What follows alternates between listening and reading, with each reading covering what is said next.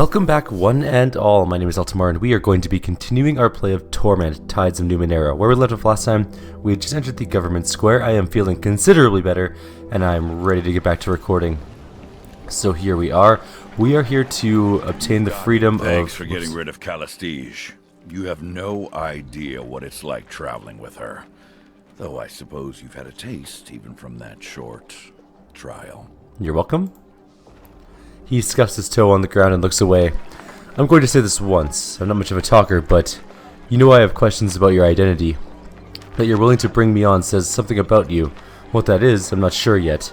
Still, I'm willing to give you the benefit of the doubt, and I'll help where I can. Clear?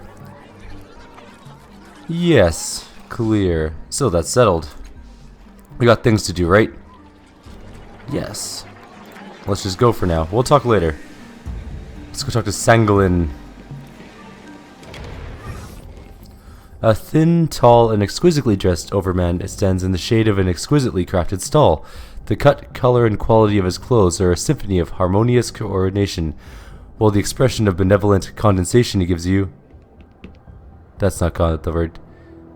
Condescension, there we go. He gives you would be more at home on the face of a king.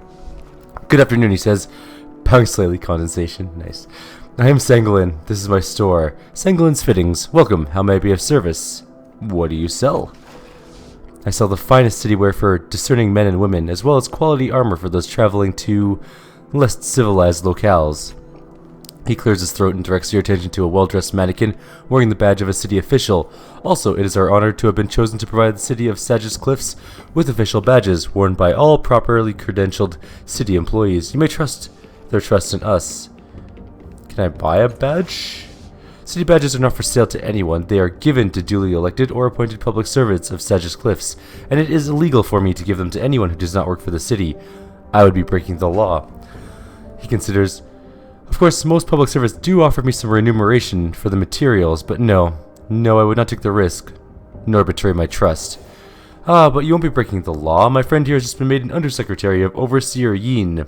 A messenger should be coming shortly with the letter of commission, but you know how Yin is. Always a bit sloppy with his paperwork. That's alright, Tibir. He'll hear soon enough. Sangolin, Yin's delay won't be a problem, will it? And who's good at deceptings? He is. Decept away. We've decepted? Of course not, sir. I know too well the slowness of the city bureaucracy. I will wrap up a badge for you right now, he smiles. Remember that. Is that all for today? Can I interest you in our fine collection of armor, perhaps? Sure, actually, yes. I'd love to see what you have for armor. We have a Avatral leather jerkin, which is +1 armor, +2 resistance, only usable by us. Cobbled brigandine. It's usable by anyone, but it has a bunch of costs associated with it.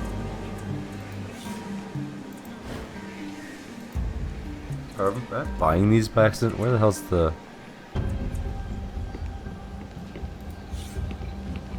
Oh, I bought... How did I buy them? I just wanted to look at them.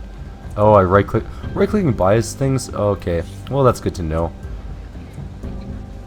We don't want that one. We may want this one. We might as well use it now since we bought it. That was stupid of me. Oh well. Live and learn, I guess. It gives us +1 resistance more. I guess. Done. Let's not waste any more money there. So there's this council clerk here. We should probably talk to him. Wait, do we have that badge? Where's that badge located? Is it like an automatic equip? Probably, I guess. Let's quick save.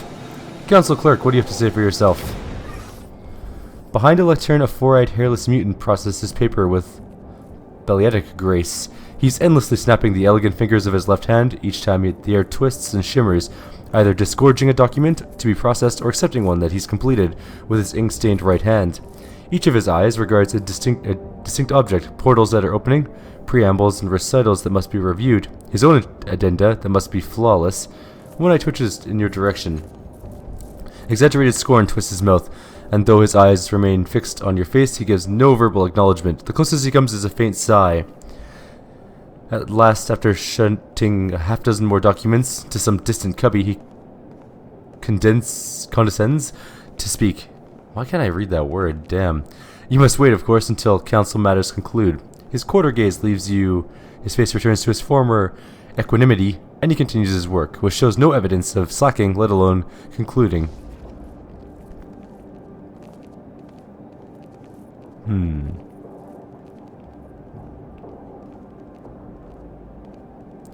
I'm going to try and persuade. I assure you that my matters are important enough to be worth a moment of your time.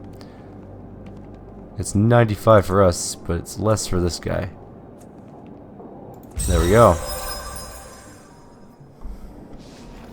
The clerk conveys his personal regard for the importance of your matters with a long, loud sigh, but he focuses one of his eyes on you and replies, "Very well. Let us weigh the worth of your needs, shall we? What is it you want?" Talk about paperwork. A faint sigh is the only acknowledgement you receive. I'm trying to obtain a letter of pardon for a man named Reap, who has been wrongfully sentenced to die. I'll remember that. A capital case, the clerk mutters. Better to try and shake shins out of Neverine. After a moment he sighs and says, "The only person who could help you with that is a member of the council, and not just any member, one with enough power to persuade a few colleagues to sign off on such clemency. If you have such a sponsor, I will submit the necessary paperwork." With a one-eyed glance and a faint smirk, he adds, "Good luck." I am a special liaison from the Judicial Oversight Committee. I need to inspect a stay of execution issued for Cull Carden. There are concerns of corruption. The clerk gives a sharp laugh. "A special liaison, eh? And this would have nothing to do with that Reese character." He shakes his head. "Spares both further falsehood, if you will." We should have asked about that first, maybe. "Do you have any records about someone named Metkina?" "I've seen the name," he mutters, "and far too many requisitions for discretionary funds." With confident but deliberate speed, he reviews a series of documents which seem to confirm his initial impression. She does not appear as a citizen, nor in any census. Indeed, she is mentioned nowhere but on ledgers and requisitions. Fully 3 of his eyes give you a significant look. Needless to say, these are transactions whose nature is not specified. "What exactly are you doing with all these papers?" The clerk shakes his head at your ignorance. "I am taking them from where they were to where they must be by bending the space between, and as they pass for my lectern, I assure you they are properly prepared to the body politic. I serve as heart, kidney, and nervous system all at once." He snaps his fingers, opening a portal and flicking a scroll through it. "Before I undertook this role, the council employed layers and layers of logothetes, scriveners, registrars, and couriers, each corruptible, vulnerable, insular. The Memovira's tendrils grew through the cracks in that teetering edifice." He stares at you with 2 bright eyes. "But now there's only myself. Had I not come to this office, I wonder who would rule the city." "Well, look, who's the Memovira?" The clerk scowls without looking up. "Some builders raise monuments of marble, others tear the monuments down, cook the marble to lime, mix the lime into concrete, and use the concrete to make hardened bunkers." He shakes his head. "Organizations can be made the same way, and people. The Memovira has demolished many things, and from the rubble has built an impenetrable organization of hardened souls. You'd be wise to keep your distance." An eye glances your way, "But you don't look wise." "Farewell, sir."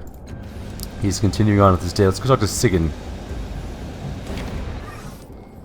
This woman is dressed much like the levies who flank her, but unlike them, her expression is sober and alert. Her hair is cut short, the corners of her eyes wrinkled with crow's feet. A little swarm of mechanical drones circles around her, buzzing messages in her ears. She whispers, replies in return, and every so often one of them whisks away, disappearing into the city. "What is it, citizen?" She pauses, eyes darting to your tattoo, then to your face. "No, you're the one they call Adden. I heard you were in the city." Huh, that's kind of funny. You sense a sudden wariness in her. "It's been 10 years since your last visit. I was too young to know you then, but the drones remember." 10 years ago, you couldn't have been a child. You're not that young." "I'm younger than I look, not like you. The years don't touch you, do they? If you don't mind telling me, what's your business in the city?" "I'm looking for a woman named Metkina." "The White Death." Her expression goes flat, but her eyes flick to your tattoo again. "I should have guessed that. If Metkina is all you want, then you should ask for her in the underbelly. That's the last place any of my drones saw her, and the levies don't venture there." She leans a little closer and lowers her voice. "And if you leave the city afterwards, I'd be very happy if you took her with you." Another drone swoops past, stopping just short of the woman's head, and unleashes a series of raspy buzzes and squawks. She whispers something to it, then glances back to your direction. "What is it you wanted? Who are you?" "Sigyn, captain of the levies. I'm not a levy myself, but I command them." What were you saying to those drones? They carry my orders to the levies all over the city, and they bring reports from the levies back to me. She reaches out a hand, and one of the drones buzzes something unintelligible. A few years ago, the Aeon priests found them buried underground and brought them back to life. I learned the language, so our conversations are safe from prying ears. What's behind you? How is it you don't recognize the seat of government? I know you lived here for a time. She frowns. To tell the truth, I lost my memory. You've lost more than that. I've seen images of you through the eyes of the drones. 10 years ago, you moved differently, carried yourself like a king and steadfast. You've lost your soul, or gained one. I don't mean to be harsh. She gives you a faint smile. Thank you for being honest with me. You're welcome. She waves a hand at the door behind her. The council meets in there, a representative from every slave family, and some from some of the guilds, depending on who's in favor. Hardly anyone goes in through those doors, though. They're just a formality. Most people have other ways of getting inside and out. I've never seen a building like this. What is it? They say it's a ship, built by the ancients to sail the void between worlds. Now the crag grips it tight, like an old husband holds his wife. It will never sail free again. You don't like Machina? I don't like assassins, especially good ones. I don't like the temptation they represent to people in power, to the people I'm supposed to serve. They make it too easy to solve problems discreetly. She pauses as if debating whether to go on. Then she does. I don't like the fact that whenever I scratch the surface of a wound in the city, it leads back to someone with a tattoo like yours. Okay, bye. The smooth metal door has no apparent handle or hinge. Every entry must be controlled from inside. Alright, we can't go in there yet, so let's go take a look around more, I guess. There's 2 devices here. Let's take a look what they do. Power still flows through this ancient machine. A brassy heartbeat pulses within it, just at the edge of it hearing, and tiny bubbles orbit the entire structure. No, not bubbles, holes in space. Let's examine the device. The generator combines a huge number of mismatched parts into a functional whole. Once again, you notice the circuit symbol etched in the side like a maker's mark. Let's look through the holes. For a moment, nothing lies beyond the tiny holes but utter darkness. Try again. You step too close. One of the anomalies hisses past your hip like a disc made of razors. One of your pouches feels heavier, just like the anomaly has left you a present. We got a cyclonic cube. Interesting. Let's examine the device again. Nothing. Okay. There's another device here, this portal. Towering above you is an enormous archway of metal and synth. Energy pulses through the structure, spilling from thin, transparent panels in subtle shades of gold and cyan. Let's examine it more carefully. It appears to be dormant, but very much alive. The archway emits a low and constant hum, just at the edge of your hearing. Across the top, illuminated words are inscribed. House of Empty Time. Heavy rope-like cables connect the archway to the strange generator nearby. Ready to learn something new. Cool. I think we might have gained a level. Not as impressive as it looks. Or did we? Maybe. He mutters Algern. The real work is being done by the generator there. He points at the ancient devices connected to the archway by a number of cables. Someone channeled the temporal energies to achieve some purpose of their own. It's a hack job. Must have been an Aeon priest. He grins wickedly. Algern, have you studied this archway before? Once or twice, years ago. It was here long before I came to Sagis. Used to hear stories about children disappearing when they walked under the arch, but never saw it happen myself. Let's try and activate it. You scan the parts of the arch that are accessible from the ground, but you don't see anything that resembles a control device. Finally, you give up your search. If the arch can be activated at all, the method is unclear. Alright, I guess we cannot activate it yet. What is that thing we got? We got a cube, which is worth a whole bunch of money. It's an oddity, so it's just for selling. There's a pair of nanos here, but I don't think that they're going to talk to us because they're not actually named individuals. There is a door and a stair thing. Sure enough. There's a merchant, some wealthy people. Alright, door or thing. We might as well go in here. I think this is a quest we have to do. Ow, I have hiccups. This looks like a rave club. Like a techno club. It absolutely looks like a techno club. Okay. Let's go talk to Quoro. Come to Gloat, have you? No. Not really. You recognize one of the parties in this one-sided argument. Quoro, the star seeker you met in the reef. He studies his boots, silent and miserable.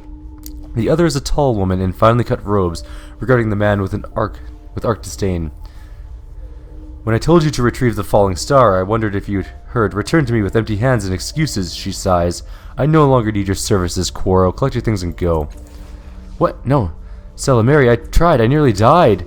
And that is why you're unsuited for this work. She massages her eyes. Honestly, I don't know what I expected. I saw promise in you, but also the flaws, and I ignored them.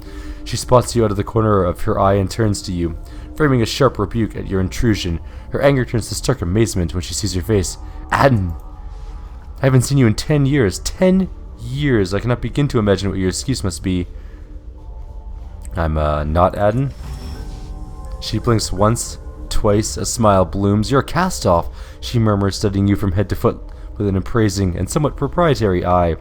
Remarkable, this is rather like visiting a house you once owned and seeing new tenants through the windows. I've met members of your little family before, of course, trailing around in that shadow looking for clues or trying to repair the damage.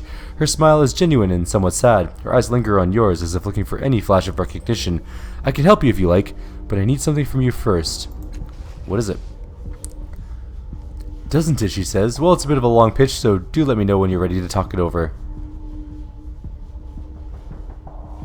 Go for it. Of course, she draws your attention to a map of the Reef of Fallen Worlds on her workstation and taps a gilded, ornate structure not far from the dome containing the resonance chamber. This is the anechoic lazaret. It has been hopelessly sealed since the dawn of the Ninth World until, she smiles, I managed it in a week or two. It was quite simple once you figured out the trick. I've been slipping in and out at nights, investigating the technology within and taking notes. She frowns. Then more recently I discovered that the structure was sealed again.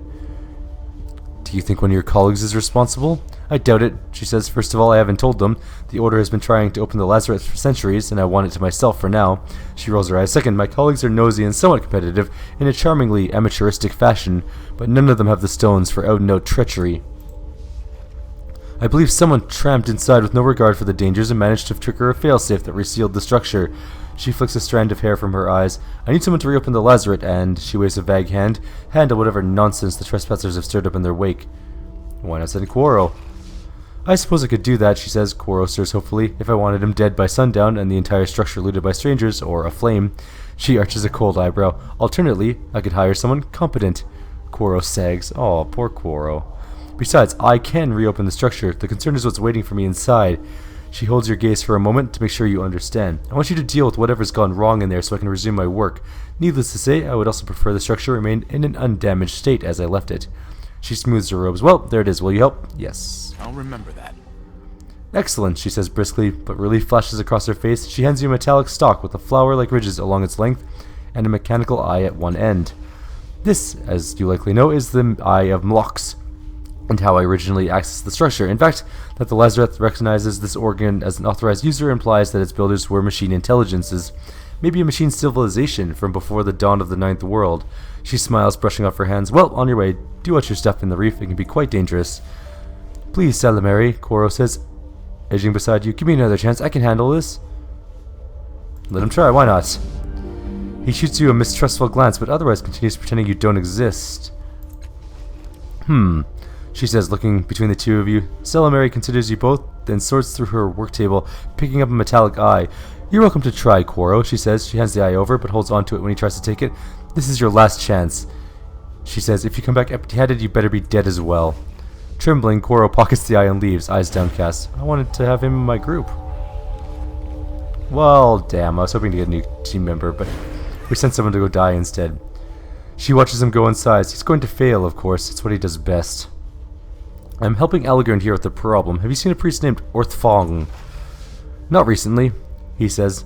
She says, sorry. Min may know where he is, however. She turns her attention to Algern. Amazing, she says. First you wander about in Adden's shadow, and now you're trailing after his cast-offs. It's a wonder you've ever found time to be an Aeon priest. She affixes a pained expression. Oh, my apologies. You quit, didn't you? I keep forgetting. I'm surprised you even know what an Aeon priest is, Algern growls. The Order of the Truth is supposed to share knowledge, and you hide it. And with good reason, she says smoothly. I'm trying to repair something called a resonance chamber. Ah, that contraption. I'd be delighted to help, as I was before, but I'll need you to do that little favor for me first. Enter the anechoic lazaret and make it safe for me to resume my work there. She lowers her voice. If you seek assistance from others in the Order, do be careful. I suspect one of them has an informant for the Memovira. Too many of our finds have been pillaged by her thugs. Hold on, you think there's a spy in the Order? Almost certainly, she says, losing interest, but I let Min worry about that. Spies aren't a problem if you never share your secrets. What do you do here, anyway? I study the runes and remnants of past worlds, she says. When I have time, of course, these days. The Order spends more of its time helping the city than its own research. Let's talk about your thing again. Oh, what is it? What is it? That's a good question. I'm not quite ready to issue definitive answers on the topic, she says lightly. I suspect it was once a place of healing or quarantine for machine intelligences. Even if I'm wrong, this is the find of many, many lifetimes. Few remnants of the prior worlds are ever so intact. What should I know about the interior of the lazaret? Is it dangerous? It wasn't, she says, but I suspect someone or something got trapped inside. She shrugs slightly. Be careful, and do try to avoid breaking anything. What is it again? Nope. Let's talk about something else. Got some questions about the changing god. Good, she says. Curiosity about your origin is quite healthy. Her expression hardens. I will be happy to share what I know once you completed that favor for me. Who or what is the Memorabira? The simple definition would be a crime lord in the bloom, but she is quite a bit more than that, in all the ways that matter. She rules the tangled cesspit, and her spies are everywhere. Okay, we're done talking to her. We have several more people to talk to. Gladly. We have Min, we have Snurf, we have Lan Uring. Let's talk to Snurf, because that's an awesome name. Slouched before you is a figure clad in a dusty, unremarkable robe. Loose folds of rough cloth shift to reveal a vaguely humanoid form with an elongated facial features and two elaborate biomechanical arms. You can't help but notice the size, the shape, and even the numbers of its digits, changing as it tinkers with a bizarre-looking device on the table. It glances up at you. Its eyes are the size of your palms. You realize it's a visitant, a being from another world. Greetings, fellow sentient, it says, nodding with studied respect. I will be with you in a moment. Its mechanical fingers contract and dance independently over the surface of the device before it, adjusting and tightening. There, I am Snurf, guest of the Order of Truth. What brings you to my workplace? Tell me about yourself. Your curiosity honors me, it says, inclining its head. I come through the bloom from another world. To be absolutely honest, I was exiled for inadvertent sacrilege and perversion. I would imagine that you are curious about my people's reproductive processes at this point, it adds placidly. I'd be happy to describe them. I wasn't, but go for it. It is, Snurf says brightly, though it is far from the most esoteric method I've uncovered in my studies. It's rather a complicated topic, however, so let me know when you're ready to speak at length. Do it, I'm ready. Deprived of the layers of sociological complexity, the process is quite simple, the visitant says. At a certain age, my people are ceremonially chosen a limb for removal. The limb is grown into a new being. Children in your terminology. It sighs. This is where it gets more complicated.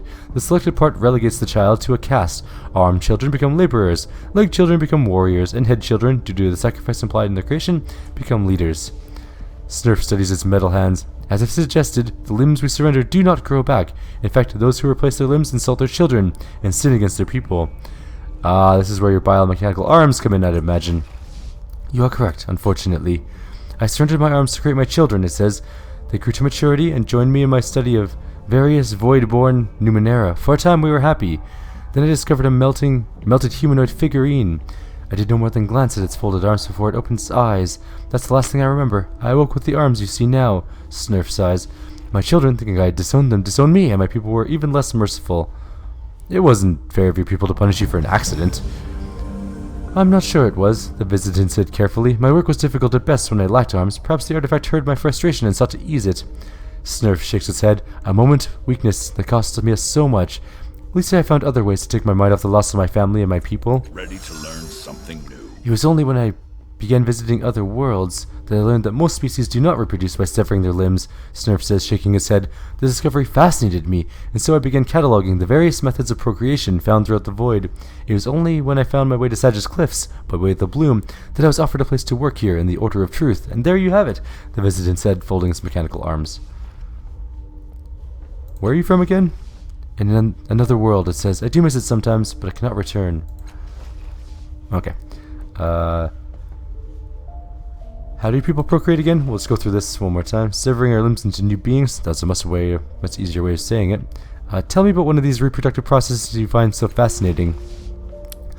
Calarails, though they are brutal creatures formed from organic and inorganic substances, they do share certain characteristics with my people.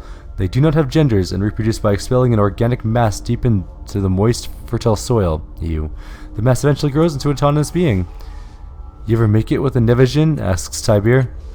I think you misunderstood, Snurf says severely. I don't engage in intercourse with the various creatures I study. I did once, Tibir continues airily, as if Snurf hadn't replied. At least I think I did. Both of us were very drunk. Ew. What's the device you're working on? A minor project of mine, it says, with a self-depreciating wave. Something to widen the boundaries of my research. It scans for unknown reproductive processes and displays them for further study. The device clicks to itself. Ah, Snurf says. Watch. A transparent image of two goat-headed humanoids appears over the device. At first, it seems they are wrestling with each other. After a moment, you realize your mistake. Copulating Marger. Fascinating. The visitant begins taking careful angular notes in an unfamiliar language on the scroll beside the device. You're going to be rich. What? No, the visitant says. The device itself will not be for sale. I'm writing a book, however. I didn't quite catch your name. How do you pronounce it again? Ah, it says, you are hearing a brief elision in my name, correct? The majority of the component syllables are untranslatable or beyond human ranges of hearing. I will try to approximate them. He draws a deep breath. Snellnagara. With a brief poem about the ambient temperature of dust and moonlight here. Gonthus, the word that describes a color similar to blue. Ramalurf. It shrugs. I prefer the name your people here. My name is all too common where I come from. Fair enough. Those arms of yours are interesting. How do they function? I am not quite sure, it says, raising them for your inspection. Extra digits whirl out of the mechanical palms in a somewhat nauseating wave and disappear just as suddenly. They seem to be as sentient as either of us, but obedient so long as I keep them busy. Otherwise, they scramble about while I rest, touching things, picking locks, strangling the odd rodent. The visitant sighs. I force them to take up knitting. Any more reproductive processes? Flesh chops or skin swimmers are particularly interesting. If somewhat grotesque, the tiny parent painlessly invades the host organism, who does not notice the parasite until a painful, rigid swelling appears on their torso or neck. Once the host is drained of nutrients, the boil bursts, releasing a glistening flood of newborn pups. Ew. The Order of Truth will give workspace to anybody these days, Allegren mutters. Okay, we're gonna go. Actually, we're gonna see if he has any more of them. Snurf?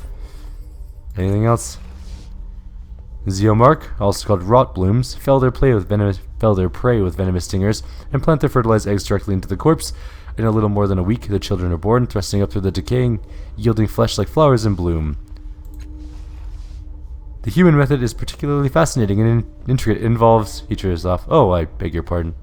Please go on. Really? The visitant says, surprised. Is this your first time hearing about human sexual reproduction? Assume it is. Go on, I'm listening. Gladly, the visitant says. Human sexual reproduction is at the simplest level, requires genetic material from all of the partners, which can range from 2 to 29. Whoa. At the beginning of the ritual, the partners often remove their clothes, masks, and expensive shoes to reveal their flesh to the other members and any watching deities. Pardon me, but are you alright? Go on. Learn something new. Of course, as I was saying, once the clothing and accessories have been successfully discarded, the intercourse can begin. With a mighty cry, the dominant participant exposes their abdomen, and all other members of the coital cluster prepare themselves for supreme pleasure. The visitant frowns. I have inadequate information on the next portion, but I'm told that penetration occurs. My subject was somewhat vague on what was penetrating what. At any rate, once all the partners are satisfied, they conclude the sex act with a firm handshake.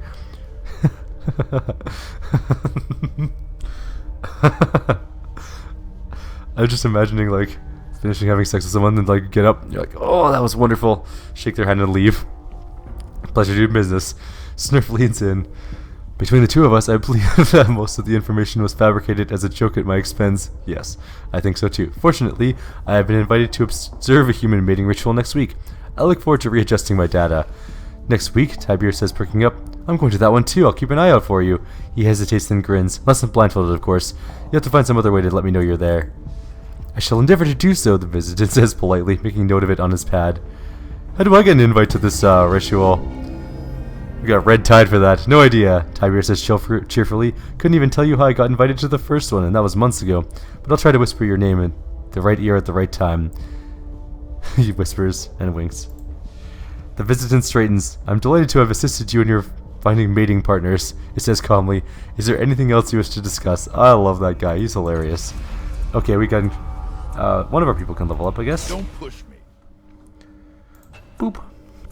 Let us increase our... We can only do edge or skill. So skill, I guess. We can get lore machinery, which might be worthwhile. Endurance, which might also be worthwhile. No, we're not doing a lot of damaging stuff. What about healing? Or smashing? Or lore? No, we should get lore machinery. That's what we're gonna get. Cool. Alright, we're moving on. How long till we level up again? We are close. 1 experience. So we talked to Snurf. God, that was funny. Okay, we're actually at 30 minutes. We're going to end the video here. I'm going to do another one today. So, like always, if you have any suggestions or comments, please leave them below. Otherwise, I'll see you guys next time.